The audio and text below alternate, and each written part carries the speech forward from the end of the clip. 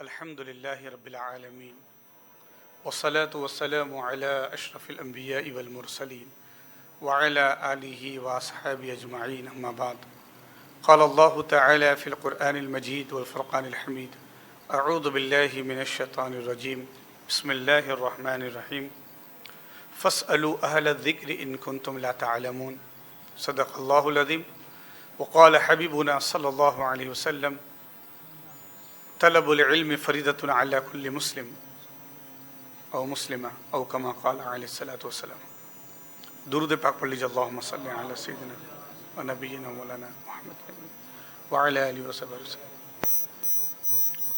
اللہ پاک کا عظیم احسان کہ ظہر کی نماز کے بعد ہم درس میں شامل ہیں، اور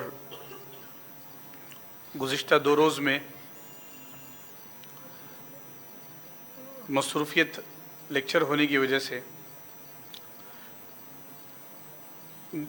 مسجد میں ہمارے مولانا مظفر صاحب درس دے رہے تھے۔ لوگوں کی انسیت محبت، اس وجہ سے ہم نے خود سوچا کہ اس میں کچھ تبدیلی ہو تو کل کافی دیر بیٹھ کر ٹائم ٹیبل پر غور و خوض کر کے اس وقت کا لیکچر ہی ہم نے نکال دیا اور اس کو ہم نے نیکسٹ لیکچر میں شفٹ کر دیا اس کو۔ تو انشاءاللہ ابھی روزانہ ظہر کی نماز میں ہم رہیں گے، اور انشاءاللہ اس طریقے سے درس میں بھی شمولیت ہوں گی، حاضری ہوں گی۔ قرآن پاک میں اللہ فرماتا ہے، یعنی 2 سے 4 مرتبہ اور متعدد مقامات پر آیا ہے، فَاسْأَلُوا أَهْلَ الذِّكْرِ إِن كُنتُمْ لَا تَعْلَمُونَ، کہ تمہیں جس چیز کا علم نہیں ہے وہ اہل علم سے پوچھے۔ ایک بڑا پیارا واقعہ ہے، میں اس کو چند جملے میں ختم کروں گا۔ ہر مسلمان ہی کہتا ہے کہ ہر چیز کا حل قرآن میں ہے، ہر چیز کا حل قرآن میں ہے۔ تو ایک صاحب جو ہمیشہ کچھ نہ کچھ تنقید کرتے رہتے حدیث میں، قرآن میں، تو انہوں نے کہا ہر چیز کا حل جب قرآن میں ہے تو یہ بتاؤ 1 کلو آٹے میں روٹی کتنی بنتی ہے؟ قرآن سے بتاؤ۔ تو وہ صاحب بولے کہ 1 کلو میں روٹی، مولانا کے پاس چلتے ہیں کیونکہ علم ان کو ہے۔ تو وہ عالم دین کے پاس، مفتی صاحب کے پاس آئے کہ بھئی ہر چیز کا جب بولا رب بولا یا بسم اللہ فی کتاب مبین، خشک اور تر زمین کا اور کائنات کا کوئی ایسا حصہ نہیں جس کا حل قرآن میں نہ ہو۔ تو بس آپ نے حل بتایا تو بتائیے 1 کلو آٹے میں کتنی روٹی بنتی ہے، قرآن سے بتائیے۔ تو آپ نے بولے بیٹھو، جاؤ ایک خباز کو، ایک نان بھائی کو بلاؤ۔ تو نان بھائی کو بلایا گیا۔ بولے آپ نان بھائی ہو، روٹی بناتے ہو؟ کہاں، یہ بتائیے 1 کلو آٹے میں کتنی روٹی بنتی ہے؟ اس نے کہا 6 روٹی بنتی ہے۔ 1 کلو میں 6 روٹی بنتی ہے۔ کہا یہ تو آپ نے نان بھائی سے پوچھا، قرآن سے کہاں پوچھا؟ تو عالم دین مفتی صاحب نے فرمایا قرآن میں یہی ہے، جس چیز کا علم نہیں اہل علم سے پوچھو۔ تو وہ روٹی بنانے والے کو میں نے بلایا ہوں، اس کو علم ہے 1 کلو میں کتنا بنتا ہے۔ تو جس چیز کا علم جس کے پاس ہو اس سے حاصل کیا جائے۔ خود سے تکا لگانا، خود سے کچھ بھی جو ہے وہ بول دینا، ایسے مارکیٹ میں بہت سارے اہل علم بنے پھرتے ہیں جبکہ وہ علم والے نہیں ہوتے، خود سے گھڑ لیتے ہیں۔ تو اس چیز کا ہمیں بڑا خیال ہونا چاہیے۔ تو دنیاوی نظام ہے، ہم دیکھ رہے ہیں علم حاصل کرنے کے لیے الگ الگ کلاسز ہے، ٹیوٹرز ہے، ٹیوشنز ہے، انسٹیٹیوٹ ہے، ٹیوٹوریلز ہے، سب جگہ ہم علم حاصل کرتے ہیں۔ تو پھر یہ اللہ اور اس کے رسول کا دیا ہوا علم ہے، ہم اس کو کیوں نہیں حاصل کر لیتے ہیں؟ تو ہم عقائد میں جو بیان پڑھ رہے تھے، آمنت باللہ و ملائکتہ، آمنت باللہ میں ایمان لایا اللہ پر، وہ ملائکتی اس کے فرشتوں پر، وہ کتبی اسی کتابوں پر، اور رسولی اس کے رسولوں پر، والیوم الآخری، اور قیامت پر ایمان لانے کا بیان، والبعث بعد الموت، اور اٹھنے کا بیان۔ اب اس عنوان کے تحت کئی چیزیں آتی ہیں۔ قیامت بولے تو وہ اس کے پورے آثار ہے اور اس کی پوری تمام چیزیں ہیں۔ تو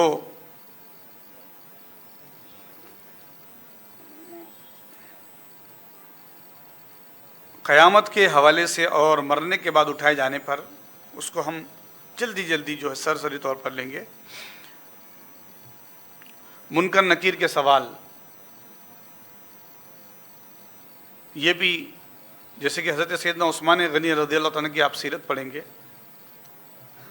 تو آپ اکثر جو ہے رویا کرتے تھے، اور قبرستان میں جاتے تھے تو آپ کی داڑھی ریش مبارک پوری بھیگ جایا کرتی تھی۔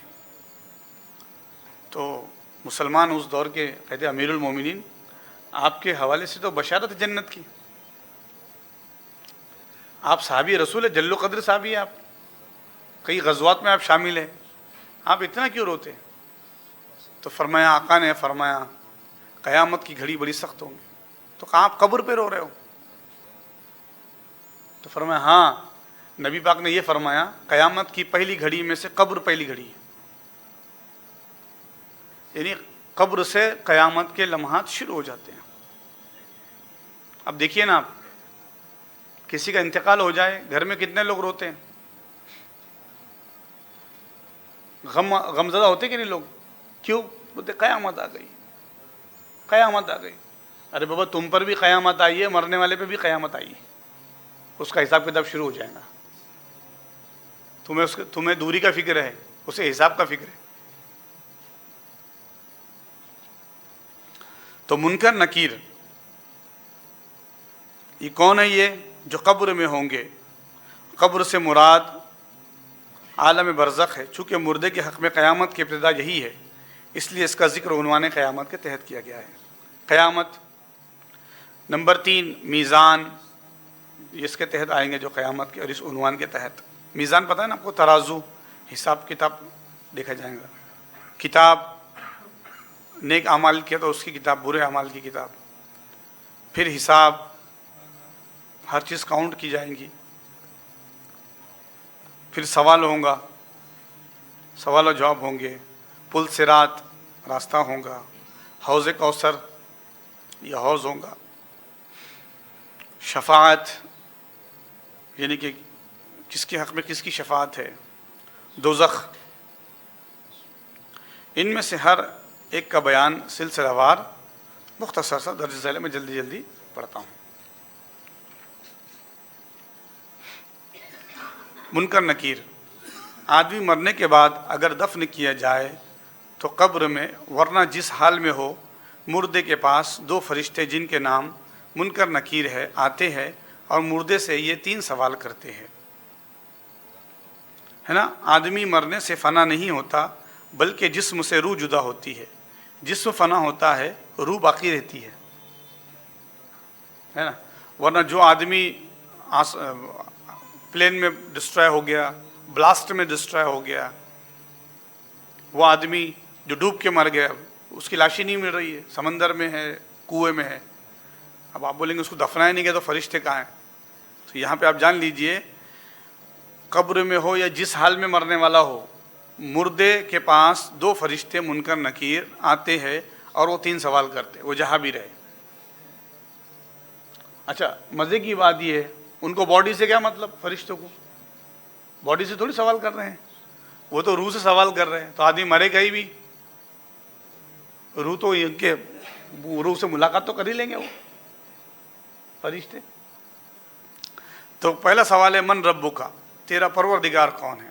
من کون، ربک رب کا، تیرا من کون، ربک کا تیرا رب کون ہے؟ ہو از یور رب؟ تو کیا جواب ہونا چاہیے اس کا؟ ربی اللہ، ربی میرا رب، مائی رب اللہ، ہے نا۔ کتابی مائی بک، طاولتی مائی ڈیسک، نظارتی میرا چشمہ، قلنسوتی میری ٹوپی، لحیتی میری داڑھی۔ تو یہ جو یا آتا ہے جس میں، पर्शियन में अम होता है, जानम मेरी जान, फिदायम मैं फिदा, बेगम मेरी बेगम, खानम मेरे खान, गरीबम मैं गरीब, हम गरीब। तो अम जो होता है ये पर्शियन है, और ये वो अरेबिक में जो जिसमें या आता है उसके अंदर होता है माए मेरा, किताबी किताब, क़िमाशी मेरा जुब्बा, उज़ुनी मेरा कान, इस तरीके से बैठी मेरा घर, कुल्लियती मेरा कॉलेज।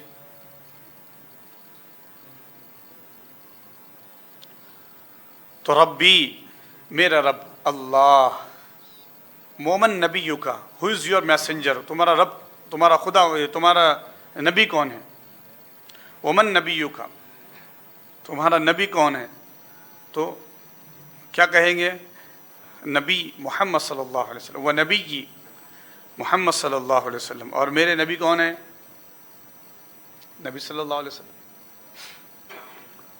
वमा का, ये फिर एक हदीस में वमा कुन्त तक़ूलु फ़ी हक़्क़ि हाज़ा रजुल,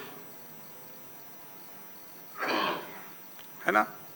तो अलग अलग किताबों में आया है, मन रब्बुका वमा दीनुका, तुम्हारा रब कौन है, तुम्हारा दीन क्या है, दीन अल इस्लाम। और तीसरा सवाल क्या है, वमा कुन्त तक़ूलु फ़ी हक़्क़ि हाज़ा रजुल, ये जो शख्स नज़र आ रहे हैं ये कौन है। तो शैतान भी वहाँ पे होता है और वो इशारा करता है मेरी तरफ इशारा करो, लेकिन जो नेक बंदे हैं और जो अल्लाह के रसूल पे दुरूद पढ़ते हैं, कुरान की तिलावत करते हैं, वो हुजूर के बारे में कहेंगे ये तो हमारे नबी हैं, ज़िंदगी में जिन पे दुरूद व सलाम पढ़ा करता था, नबीयुना मोहम्मद, मोहम्मद नबीयुना, इस तरीके से। अब आप कहेंगे आज आपने बताए रब्बी अल्लाह, दीनी अल इस्लाम, मोहम्मद नबीयुना, आज हमको मालूम हुआ कि अरबी में ये आंसर होता है, कब्र में कैसे आंसर देंगे, क्योंकि शाम में पूछेंगे तो आप बोलेंगे वो क्या था वो आंसर अरबी में पहले सवाल का, तो कब्र के अंदर कौन जवाब देगा। तो हाज़रीन गौर करें आप, ये जो ज़बान है जितने ही बोल रहे हैं आप, ये सब दुनिया की ज़बान है, लेकिन आलम अरवा, आलम बरज़ख में सब लैंग्वेज अरेबिक है। अब हदीस पढ़िए आप, हदीस में आप पढ़ेंगे एक शख्स वो जो गुनाहगार है, जिससे सवाल पूछा जाएगा कि तुम्हारा दीन क्या है, तुम्हारा खुदा क्या है, तो कहेगा हाय हाय ला अदरी, ये जवाब है हदीस के, बुखारी की हदीस है, हाय हाय हाय हाय ला अदरी, आई डोंट नो, मैं नहीं जानता। अरे वो अरबी में कैसे बोल रहा है ला अदरी, तो मालूम क्या हुआ, सॉफ्टवेयर चेंज हो जाएगा।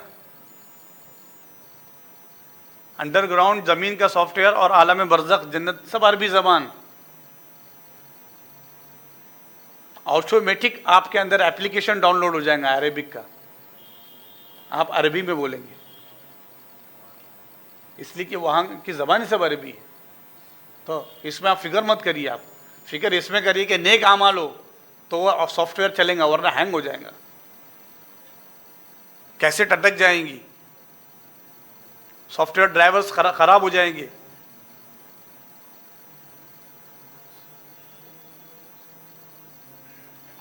और आप ये जानिए, यहाँ के सॉफ्टवेयर को डेवलप करने के लिए, बनाने के लिए इंजीनियर, सॉफ्टवेयर इंजीनियर होते हैं, वो हल्के हल्के स्क्रू से काम करते हैं, लेकिन कब्र के सॉफ्टवेयर दुरुस्त करने का तो गुरूज है, फरिश्ते ऐसा ऐसा देते कि आदमी 70-70 गज ज़मीन में जाएगा।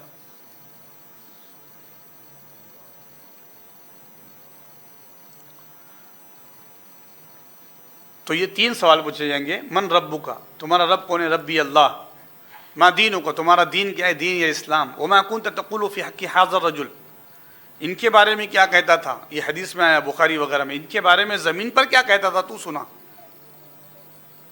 तो बंदा कहेगा या रसूलुल्लाह, मैं इन पे दुरूद शरीफ पढ़ता था, व दीन अल इस्लाम, और मेरा दीन इस्लाम है। फिर उसके लिए कब्र कुशादा हो जाती है और उसको हर तरह का चैन व आराम मिलता है। और अगर मुर्दा काफिर या मुनाफिक है तो तीनों सवाल के जवाब में कहता है हा हा हा हा ला अदरी, हा हा ला अदरी, हाय हाय मैं नहीं जानता, मैं नहीं जानता। फिर कब्र उस पर तंग होती है और ऐसा दबाती है کہ پسلیاں ادھر کی ادھر ہو جاتی ہے۔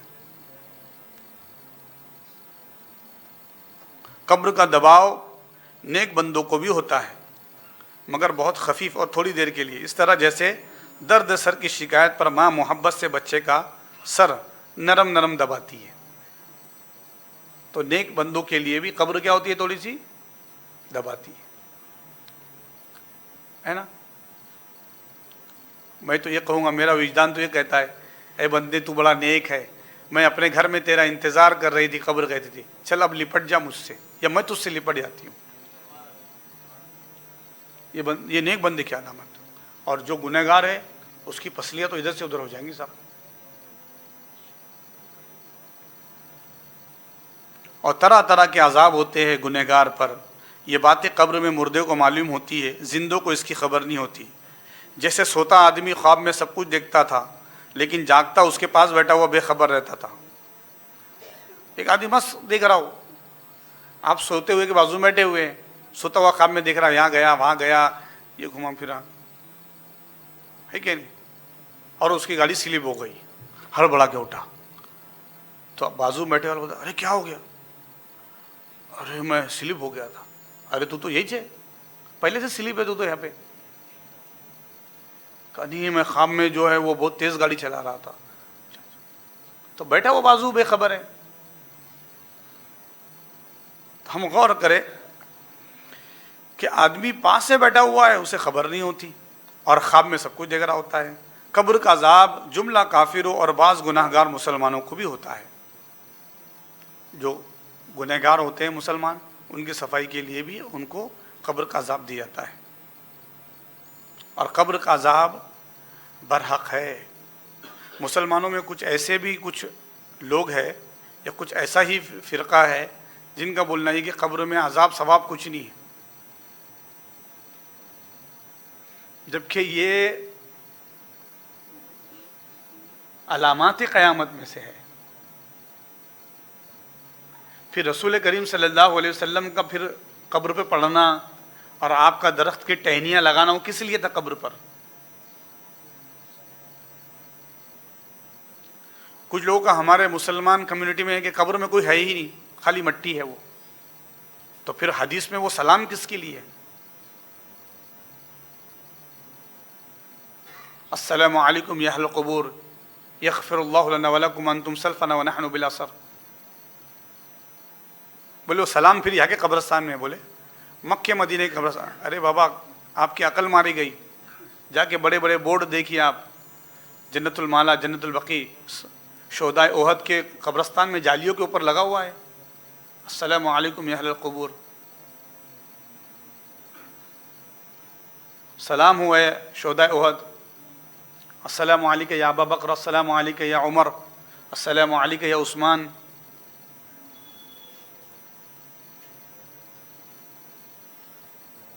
دیکھیے نا،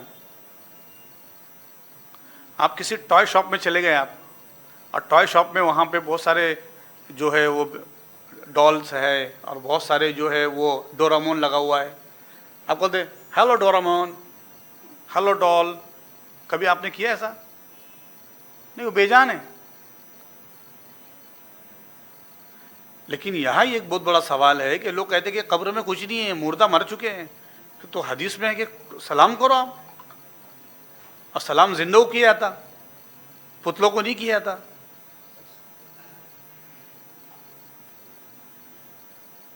سلام ٹوائس کو نہیں کیا جاتا، بات ٹوائس سے نہیں کی جاتی۔ تو یہ سمجھ کی بات ہے، اللہ ہماری قوم کو سمجھ عطا فرمائے۔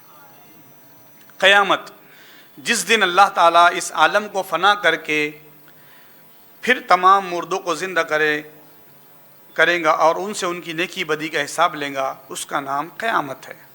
قیامت کا آنا برحق ہے۔ قیامت کی جتنی علامتیں اللہ اور اس کے رسول نے بتائی وہ سب پوری ہوں گی۔ اب قیامت کی علامات کیا ہے؟ مثلا امام مہدی کا ظاہر ہونا، تو امام مہدی تشریف لائیں گے جو امام حسن کی اولاد میں سے آخری شہزادے ہیں۔ حضرت علی کے دو بیٹے، ایک امام حسن ایک امام حسین، تو امام حسین کے جو بیٹے امام زین العابدین، پھر امام باقر، امام جعفر، امام نقی، امام تقی، امام عسکری، تو قرب قیامت دجال کی فتنے وغیرہ سے حفاظت کرنے کے لیے مسلمانوں میں اللہ پاک امام حسن کی اولاد میں امام محمد المہدی، جن کا نام حدیث محمد آیا ہے اور زمانہ ان کو مہدی کہتا ہے، تو وہ تشریف لائیں گے۔ کانا دجال کا نکلنا، ایک بڑا دجال، ایک فتنہ ہوگا جس کی ایک آنکھ ہوں گی، اور وہ اپنی کچھ وقتی طور پر کچھ پاور بتائیں گا لوگوں کو، تو لوگ اس کے پاور میں چلے جائیں گے۔ جو اس کے ساتھ چلا گیا وہ اللہ کی جنت سے محروم ہو گیا۔ حضرت عیسیٰ علیہ السلام کا آسمان سے اترنا اور دجال کو مار ڈالنا، یہ قیامت کی نشانی ہے۔ تو دجال کا خاتمہ کون کریں گے؟ عیسیٰ علیہ السلام۔ عیسیٰ علیہ السلام تشریف لائیں گے، تو آپ بولیں کیسے تشریف لائیں گے؟ بے شک وہ آسمانوں میں ابھی بھی حیات ہے، وہ تشریف لائیں گے اور اپنی بقیہ عمر مکمل کریں گے۔ یاجوج ماجوج جو بڑی زبردست قوم ہے وہ نکلیں گی اور قہر الہی سے ہلاک ہو جائیں گی۔ یاجوج ماجوج ایک قوم ہے یہ جس کی بہت بڑی تعداد ہے، بہت بڑی تعداد، اور حضرت ذوالقرنین نے ان کو ایک دیوار کے اندر محفوظ کر دیا ہے۔ قیامت کے قریب وہ دیوار ہٹ جائیں گی اور وہ آئیں گے، اور پھر وہ اتنی پبلک، اتنی تعداد ہوں گی ان کی کہ وہ کھانوں کو کھا لیں گے، جانوروں کو کھا لیں گے، لوگوں کو کھانے لگیں گے، کھیتیوں کو کھانے لگیں گے، پانی کا پانی پی لیں گے، تو قوم ان سے، لوگ ان سے پریشان ہو جائیں گے۔ تو وہ ریکویسٹ کریں گے عیسیٰ علیہ السلام سے، پھر عیسیٰ علیہ السلام ان کے حق میں دعا کریں گے۔ تو ذکر آتا ہے اللہ پاک ان کی گردن میں کیڑا پیدا کریں گا، پوری قوم کی گردن میں، اور وہ کیڑا ان کو کھا لیں گا۔ پھر دابۃ الارض، ایک عجیب جانور ہوگا جو قیامت کے قریب نکلیں گا اور آدمیوں سے باتیں کریں گا۔ یہ جو سین بنائے ہوئے نا، یہ بہت سارے جو ہے ادر لوگ بھی پڑھتے ہیں، یورپ اور امریکن لوگ، اور اس کے اوپر باقاعدہ وہ سرچ کر کے اس کے اوپر فلمیں بنا رہے، وہ ڈاکومنٹریز بنا رہے۔ دیکھو کچھ فلمیں بنی ہوئی ہے، جانور بات کر رہا ہے، تو یہ اس کی علامت ہے۔ یہ سورج کا مغرب سے نکلنا، یہ بھی قیامت کی نشانی ہے۔ روزانہ ایسٹ سے نکلتا ہے، مشرق سے نکلتا ہے، قیامت کے قریب مغرب سے سورج نکلے گا، ویسٹ سے نکلے گا۔ دنیا کا کافروں سے بھر جانا، مسلمان ایک بھی نہیں رہے گا زمین پر۔ جب سب مسلمان اللہ کی راہ پر رخصت ہو جائیں گے، چلے جائیں گے، اور ایک بھی کلمہ پڑھنے والا نہیں ہوگا، تب قیامت آئے گی، ورنہ قیامت نہیں آئیں گی۔ قرآن پاک کے حروف اٹھا لی جائیں گے، علم اٹھا لیا جائیں گا، اہل علم اٹھا لیے جائیں گے، یہ سب۔ ایک دھواں ظاہر ہوگا اور سب کو گھیر لیں گا، اور آگ بھی ظاہر ہوں گی۔ تو یہ تمام چیزیں جو ہے وہ قیامت کی علامات ہے۔ تمام علامتوں کے بعد اللہ کے حکم سے حضرت اسرافیل علیہ السلام سور پھونکیں گے، جس سے موجودہ عالم سب فنا ہو جائیں گا۔ اور قرآن پاک میں اس کی وضاحت ہے، پہاڑ بھی روئی کی طرح اڑیں گے، اور زمین کو بالکل جس طریقے سے ہم جو ٹیشو پیپر ہوتا ہے نا، کیسا اس کو کر دیتے ختم، ویسا یہ زمین کو ختم کر دی جائے گا۔ پھر اللہ کو جب منظور ہوگا دوبارہ سور پھونکا جائے گا، اس سے تمام مردے زندہ ہو جائیں گے۔ تو قیامت میں کیا ہے؟ قیامت میں نمبر ایک یہ ہے کہ اللہ پاک تمام مردوں کو مار دیں گا، پھر زندہ کریں گا، پھر قیامت ہوں گی، پھر جتنی علامات ہیں وہ سب آئیں گی، یعنی سب اس کے بعد ہوگا، اور پھر اللہ پاک سور کے ذریعے سب کو زندہ کریں گا۔ تو یہ کچھ اور بھی علامات قیامت کی، قیامت میں کیا کیا ہونے والا ہے، انشاءاللہ اس کا ذکر کریں گے۔ درود شریف پڑھ لیجیے، اللہم صلی۔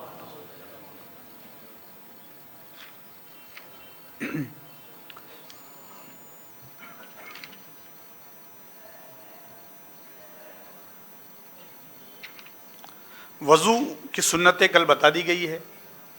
اب وضو کے مکروہات، یعنی وضو کن چیزوں سے مکروہ ہوتا ہے۔ جو چیزیں وضو میں مستحب ہے ان کے خلاف کرنا، پانی ضرورت سے زیادہ کم خرچ کرنا ہے نا، مکروہ ہے۔ ایسا لے کے پوچھ رہا، ایسا وضو کر رہا، یہ کیا وضو ہے؟ تو وضو کتنا ہو، کم از کم کچھ قطرے بہے، اور اتنا بھی نہ بہا ہے کہ پانی خوب بہے، یہ پانی کا اسراف ہے۔ اور ہم نے حدیث سے پڑھا ہے کہ قیامت کے دن ایک ایک قطرے کے بارے میں پوچھا جائے گا۔ تو جن کے گھروں میں نل ہے اور ایسا نل ہے کہ وہ لیک ہے، ٹپ ٹپ ٹپ گرتے رہتا ہے، قیامت میں اس کے بارے میں پوچھا جائے گا۔ آپ بولیں گے رہنے دو، نل میرا پانی تھوڑی جا رہا، تو تیرا پانی ہے بھی نہیں، سب اللہ کا دیا ہے۔ پھر میں معلوم کرو ذرا مراٹھواڑے کے کچھ علاقوں سے اور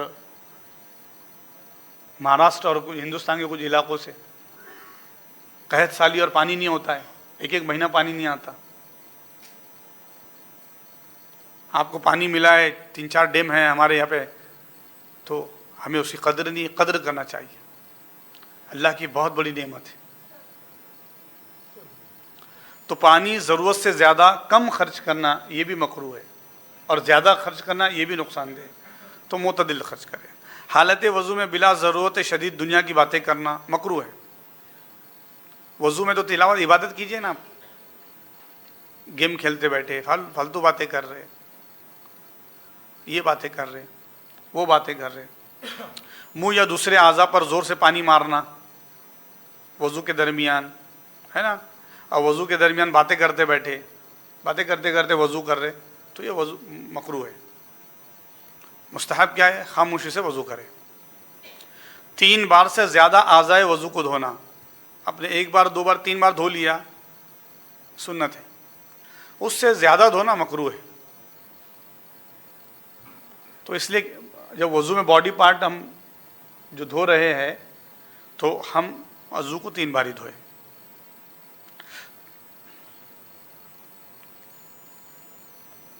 نئے پانی سے 3 بار مسح کرنا یہ بھی غلط ہے نا۔ 1 بار پانی لے لیا آپ نے تو اسی سے پورا مسح کرے۔ آپ 1 بار لیے پھر سر کا مسح کرے، 1 بار لیے کان کا مسح کر رہے، پھر 1 بار لیے گردن کا مسح کر رہے، مکروہ ہے۔ ایک ہی بار ہاتھ دھوئے تو پھر وہ ایک ہی بار ہمیں پورے وہ دھوئے ہوئے ہاتھوں سے مسح کر لینا چاہیے۔ وضو کے بعد ہاتھوں کا پانی جھٹکنا، ایسا کرنا مکروہ ہے، کسی پہ اڑ جائے، اس لیے گناہ جھڑتے رہتے ہیں، کسی کے منہ پہ اڑے، کھانے میں اڑے، مصلے پہ اڑے، تو بہتر ہے کہ ہم وضو خانے میں ہی پورا پانی گرا کر آئے، لیکن جھٹکے نہ اس کو۔ اور وضو کرتے کرتے پانی بھی زور زور کے منہ پہ مارنا نہیں ہے۔ اسی طرح سے عورت کے بچے ہوئے پانی سے وضو کرنا ہے نا، یہ بھی مکروہ ہے نا۔ آدمی تصور جائے گا نا، خاتون نے پکڑا تھا اس پانی کو، اس نل کو چھوا تھا، یا پھر اس میں، تو وہ ذہن نہ جائے، اس لیے مکروہ ہے۔ اس میں ایک چیز یہ بتا دی کہ جب وہ آدمی وضو کر رہے ہیں اور کئی ایسی جگہ ہے جہاں پہ بہت سارے لوگ ہیں، جیسے حج وغیرہ میں دیکھ لیجیے آپ، تو وہاں خواتین ہی بہت ہوتی ہیں، تو اس سے مکروہ بتا دیا، تو آدمی کے پیچھے ہی نمبر لگائے گا وضو کرنے کے لیے، عورت کے پیچھے نمبر نہیں لگائے گا، بولے نکو بھائی مکروہ ہے، جا کھڑے ہو جا رہا، آپا جلدی کرو تمہارے بعد مجھے وضو کرنا ہے۔ مکروہ اس لیے قرار دی کہ خاتون کے پیچھے اس کے اوپر نظر ہی نہ پڑے، یہ امانت ہے نا۔ یہ حضرت موسیٰ علیہ السلام کا جب واقعہ پڑھیں گے آپ، تو مدین جب گئے تو نبی شعیب کی جب بیٹی نے بتایا کہ ایک بہت نیک نوجوان ہے، اس نے ہماری مدد کی، تو نبی شعیب نے فرمایا جاؤ اس کو لے کے آؤ، گھر پر لے آؤ ان کو، وہ مسافر ہے، بھوکے ہوں گے۔ تو کہا چلیے، والد گرامی آپ کو یاد کرتے ہیں، تو فرمایا چلو میرے پیچھے پیچھے چلو، میں جلدی چلتی ہوں۔ تو کہا نہیں میں آگے چلوں گا، تم میرے پیچھے چلو۔ کیا فرمایا نبی موسیٰ نے؟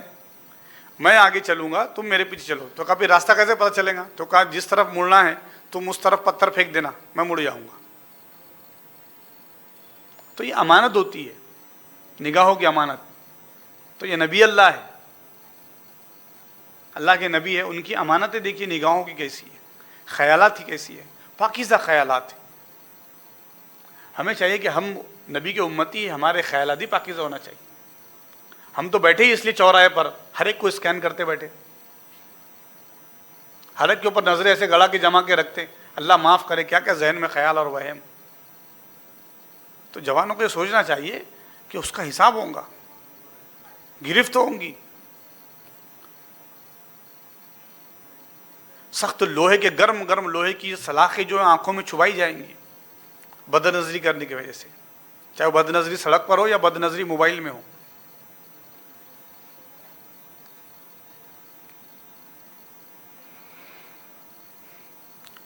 مسجد کے اندر وضو کرنا مکروہ ہے، اس لیے کہ مسجد عبادت کی جگہ ہے، صفائی کی جگہ نہیں. نجس جگہ پر وضو کرنا مکروہ ہے نا. اب آپ بولیں گے ابھی تو سب کموڈ ہے، اب ہم غسل بھی وہی ہے، ٹوائلٹ بھی، تو پہلے پانی اچھے سے بہا دیجیے آپ سب جگہ پر اور پھر وضو کیجیے. اب وہ نجس نہیں رہی، صاف رہی نا، صاف ہو گئی نا. اب آپ نے پانی بہا دیا پورا، صاف ہو گئی. تو اس چیز کا ہم خیال رکھیں. اللہ ہم کو نیک توفیق عطا فرمائے. یہ وضو کے کچھ تھے. اب معذور کا وضو اور بھی کچھ صورتیں وضو کی ہے، تو انشاءاللہ پھر جلدی غسل پہ آ جاتے ہیں ہم. اور روزے کے تعلق سے گفتگو ہوئی، کل ہوئی ہے.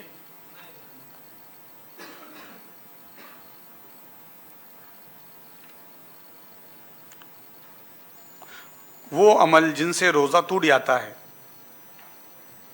نا، لیکن اس سے پہلے روزے کی سنتیں ہم نے نہیں بتائی.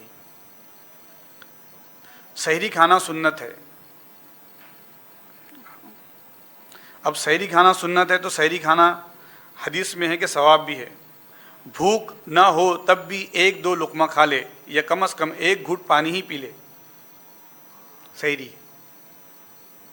نہیں میں نے بہت کھا لیا، میرے کو ڈکاریں آ رہی ہے، میں بالکل میری طبیعت نہیں ہو رہی. اللہ کے بندے 1 گھٹ پی لے، سحری میں برکت ہے. رسول اللہ کی دعائیں ہیں سحری کرنے والے کے لیے. ختم ہو گئے، ہماری آنکھیں بند. مصطفیٰ نے رحمت نے کہہ دیا ختم. 1 کھجور کھا لے کم از کم، 1 گھٹ دودھ پی لے، 1 گھٹ پانی پی لے. سحری سنت آقا نے فرمایا، اس کا بہت ثواب ہے. ختم ہوا، آقا نے فرما دیا، ثواب ہی ثواب ہے. اچھا یہ ایسے ثواب ہے جس کی ویلیڈیٹی کا اندازہ نہیں ہے آپ کو. ہیئر اینڈ ہیئر آفٹر، دنیا میں بھی اس کی ویلیڈیٹی اور آخرت میں بھی ویلیڈیٹی. ایسے ثواب ہے یہ. ہم بہت ریچارج مارتے ہیں نا، ویلیڈیٹی دیکھ تو کہتے دن 24 دن کا، نہیں 24 دن کا چلے گا، 28 ڈیز ہوگا. اور 28 دن سے پہلے اگر بیلنس ختم ہو گیا تو کسٹمر کیئر پہ چالو. کیا ہے، کمپنی کو سمجھتا نہیں کیا؟ تو یہ سب کمپنی ہو سکتا ہے فیک ہو، فراڈ ہو، یا پھر اور کوئی کنیکشن کا پرابلم ہو. لیکن آخرت کا روحانی معاملہ ایسا ہے، ان اللہ لا یخلف المیعاد. اللہ اپنے وعدے سے خلاف نہیں کرتا، جو بات ہے وہ سچی ہوتی ہے. من جاء بالحسنہ فلہ 10 امثالها. اللہ فرماتا ہے جو نیکی لے کے آئے گا نا، من جاء بالسیئۃ فلا یجزى الا مثلها. جو برائی لے کر آئے گا اس کا بدلہ ہم ایک ہی دیں گے. 1 برائی کیا تو 1 ہی برائی بدلہ دیں گے. ومن جاء بالسیئۃ فلہ 10 امثالها. جو نیکی لے کے آئے گا اس کا 10 گنا زیادہ دیں گے. اللہ کی بارگاہ میں تو یہ شان ہے بندے کی. کہا بندے تو 1 نیکی لے کے آیا، تو میری رحمت کے قریب ہوا تھا، میری رحمت کی طرف چل کر آیا، میری رحمت تجھ پر دوڑ کے آنے والی ہے. تو 1 نیکی کرنے والا اس کا بدلہ 10 گنا دوں گا اور تیرے گناہ بھی معاف کر دوں گا. تو بندے کو چاہیے کہ جب ایسا پروفیٹیبل معاملہ ہے جہاں لاس کا کوئی معاملہ ہی نہیں ہے، تو پھر ایسا بزنس کیوں نہیں کرتا، وہ تجارت کیوں نہیں کرتا. یہ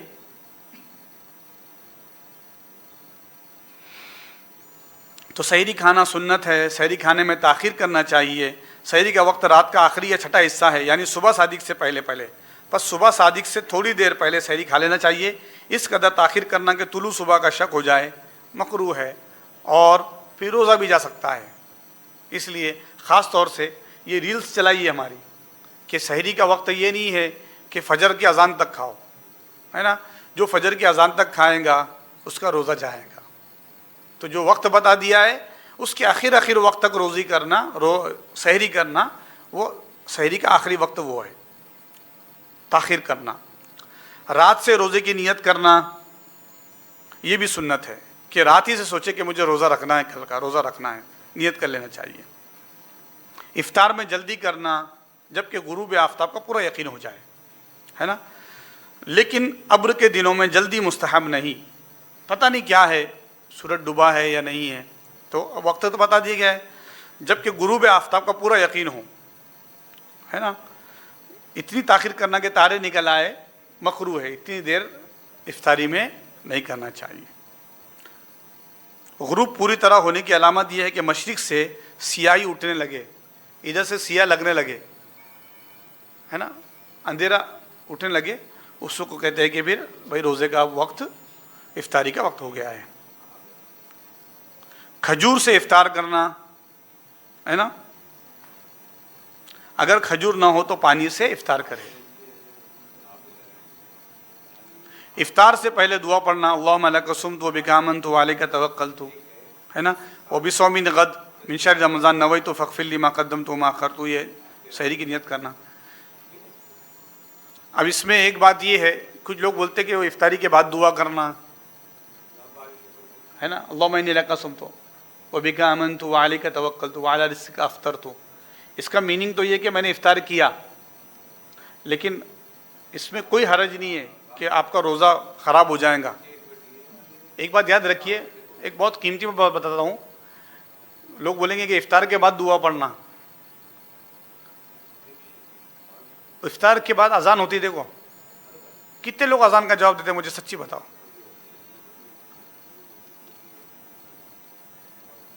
سب تو ہاتھ مارنے میں رہتے، یہ لو وہ لو، کون دیتا جواب؟ تو پھر دعا کب پڑھیں گے؟ اذان کا جواب نہیں دے رہا. تو اس لیے ایک ہماری عادت ہو گئی، ایک ہم میں رائج ہو چکا ہے کہ کوئی بھی کام کرنے سے پہلے دعا کرنا. بے شک دعا کے اندر، افطار کی دعا کے اندر یہ مانا ہے کہ میں نے افطار کر لیا. ہاں یہ بھی بہت اچھا ہے کہ کوئی اگر ایسا کھجور کھا لیتا ہے اور پھر کہتا ہے اللہم انی لک صمت وبک آمنت وعلیک توکلت وعلی رزقک افطرت فتقبل منی، پھر اس کے بعد کھائے.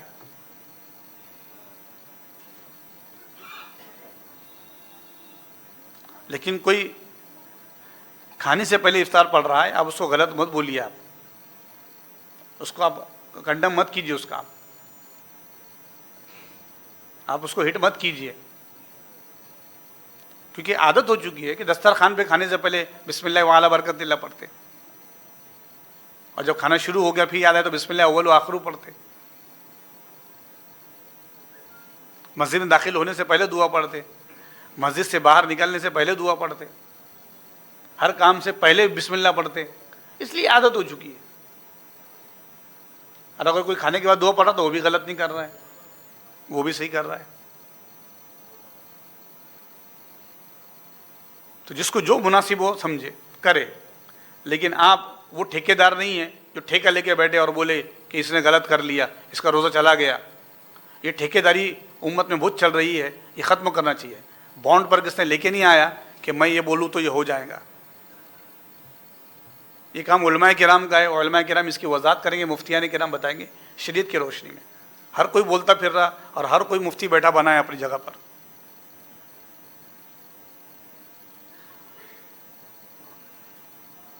ایک چیز ہے مسئلہ بتانا اور ایک چیز آرڈر کرنا. تو مسئلہ بتانا علماء کا کام ہے، آرڈر کرنا قاضی کا کام ہے، مفتی کا کام ہے. سب اپنی جگہ پہ ججز بنے بیٹھے ہیں. یہ بات اور ہے کہ قانون کی کوئی کتاب نہیں پڑھی، خالی کورے. حالت روزہ میں غیبت، جھوٹ، فحش، گالی گلوچ وغیرہ تمام گناہوں اور بری باتوں سے بچنا، یہ بھی سنت ہے، ورنہ روزے کا اجر ختم ہو جائے گا. ہے نا، بیٹھے بیٹھے اس کا کیا ہو گیا، اس کا کتنا ہو گیا، ارے وہ تو ایسا ہے، فلاں ویسا ہے، بہت باتیں چلتے رہتی. روزے کا ثواب چلا جائے گا. اللہ کے رسول فرماتے ہیں کہ اللہ فرماتا ہے جو روزہ رکھ کر بھی غیبت کرے، چغلی کرے، بری باتیں کرے، ایسا شخص بھوکا ہے، مجھے اس کے روزے سے کوئی مطلب نہیں.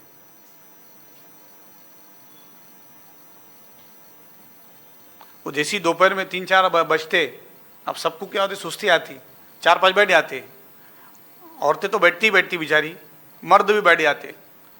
اب ان کو کوئی ایک ٹاپک چاہیے، تو ان کا ٹاپک یہ کبھی نہیں نکلے گا کتنے پارے ہوئے، کون سا رکوع پڑھ رہے تم، کتنے درود شریف پڑھ رہے ہیں، نہیں.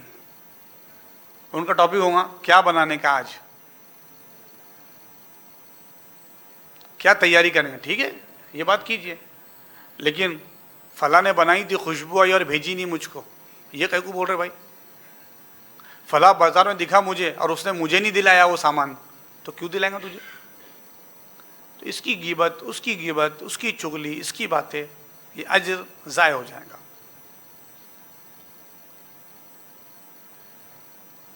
عبادت کی کثرت کرنا یہ روزے میں سنت ہے، خصوصاً رمضان کے آخر عشرے میں شب بیداری اور مسجد میں اعتکاف کرنا یہ سنت کے والے عمل ہے، اس سے بڑی برکتیں ہوتی ہے. اللہ پاک سے دعا ہے کہ اللہ پاک ہمیں بتائے رسول اللہ صلی اللہ علیہ وسلم کے بتائے ہوئے طریقے پر عمل کرنے والا بنائے، آپ کی سنتوں پر عمل پیرا ہونے کی توفیق عطا فرمائے اور خرافات سے بچنے کی توفیق عطا فرمائے. کسی کو پوچھنا تو پوچھے بھائی.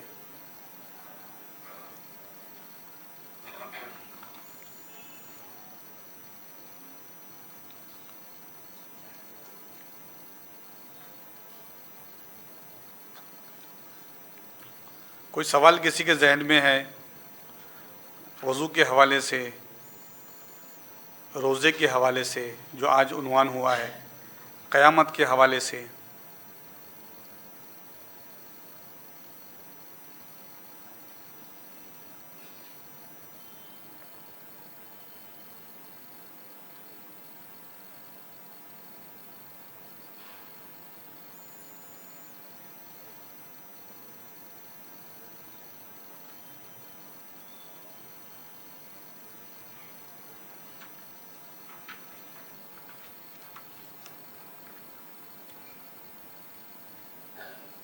جی بیٹا. جی یہ سوال ہو چکا ہے، بچہ پوچھ رہا ہے روزے میں الٹی ہو گئی تو کیا ہے. تو روزے میں خود سے الٹی ہو گئی ہے تو کچھ نہیں ہے، یعنی کہ جان بوجھ کر نہیں کرنا ہے. جان بوجھ کر جو کریں گا اور حلق سے الٹی نکالیں گا تو پھر اس کا روزہ ٹوٹ جائے گا، ورنہ خود مطلعات ہوئی اور الٹی ہو گئی تو روزے پہ اثر نہیں ہوتا. دعا کے لیے ہاتھ اٹھ رہے ہیں. اللہم صلی علی محمد وعلی آل محمد وصحبہ وسلم وصلی اللہ تعالی علی خیر خلق سیدنا و نبینا و مولانا محمد وعلی آلہ وصحبہ اجمعین والحمد للہ رب العالمین.